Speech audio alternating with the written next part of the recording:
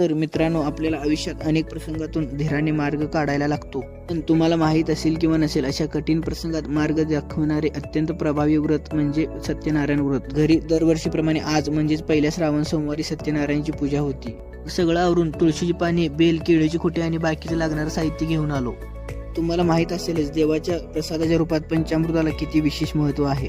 आणि पंचामृत खाल्ल्याने मन आणि माइंड फ्रेश राहतोय म्हणून प्रसन्न मनाने पंचामृत बनवून घेतलं. बाकीची सगळी तयारी झाल्यावर बामण पण आला आणि बामणानं व्यवस्थित पूजा मांडून घेतली. दादा आणि वहिनीनं पूजेला बसून पूजा व्यवस्थित पार पाडली. पूजा झाल्यावर पुढच्या वर्षी जोडीने बसू दे असा आशीर्वाद घेऊन प्रसाद घेतला. काही पण म्हणा, कार्यक्रम छोटा असू दे किंवा मोठा, जेवणाशिवाय मजा नाही बघ. काय तुपातला शिरा, व्हेज पुलाव, झणझणीत आमटी आणि मसाल्यातली भाजी बनवून घेतली.